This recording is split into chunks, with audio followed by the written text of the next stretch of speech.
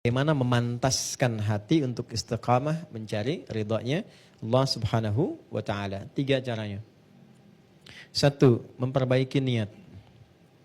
Memperbaiki niat. Dalilnya di hadis Nabi SAW di Al-Bukhari nomor hadis yang pertama, Nabi SAW bersabda, "Innamal a'malu binniyat wa innama likulli imri'in ma nawa." Sungguh semua aktivitas kegiatan kita akan baik, tidak baik, serius atau tidak tergantung pada motivasi niatnya.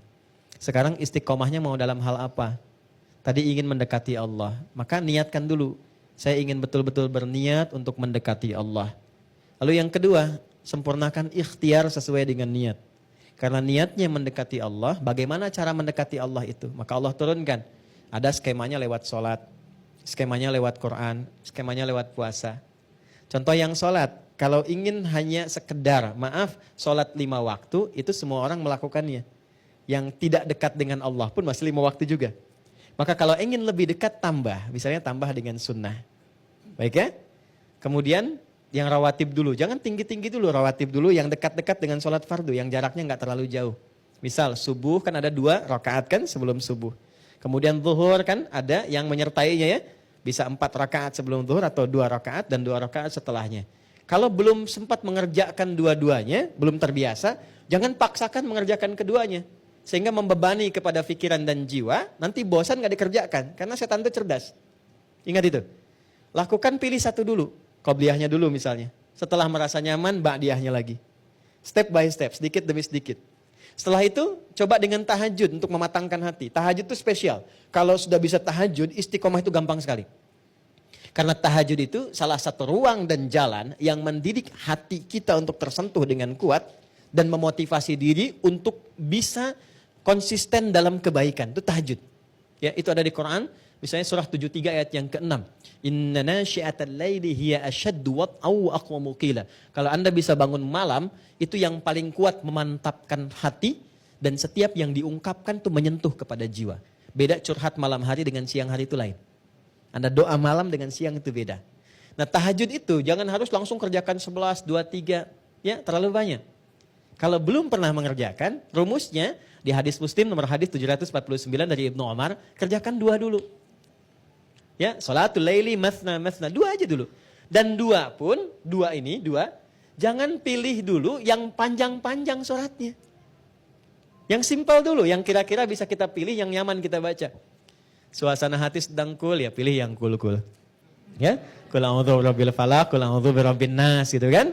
Lalu witir 1 rakaat, qul huwallahu ahad, lengkap kan? 3 ya. Dan bangunnya jangan terlalu malam, pepetkan ke subuh. Pepetkan ke subuh. Sekarang misalnya kita dapati subuh 4.25 misal gitu kan. Bangunnya jam 4. Jangan terlalu jam 3 dulu. Ntar bangun jam 3, sholat tahajud 11 rakaat, subuhnya jam 7. Tidur lagi gitu kan.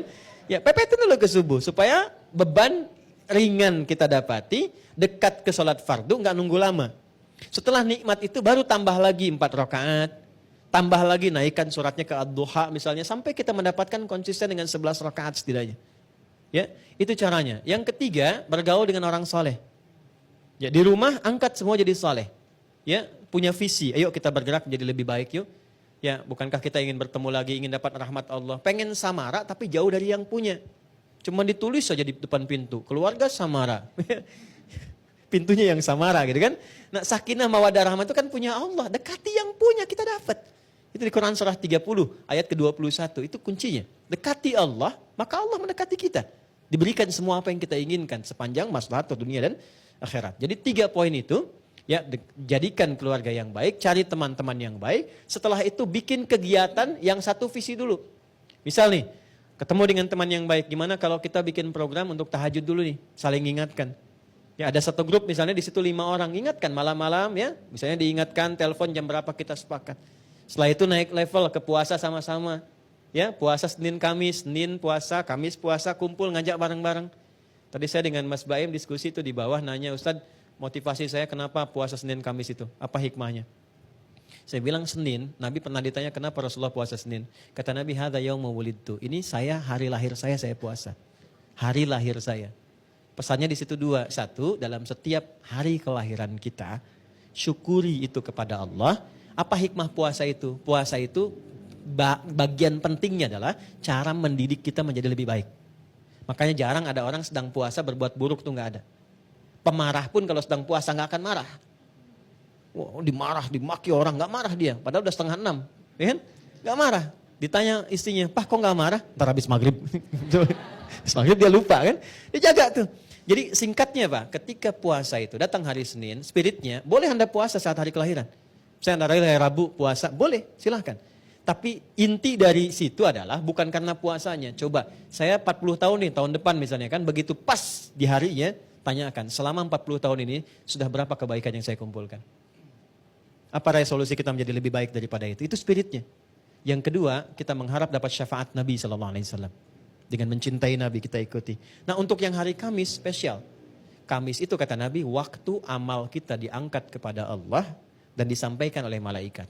Pesan moralnya apa? Nggak disampaikan pun Allah sudah tahu.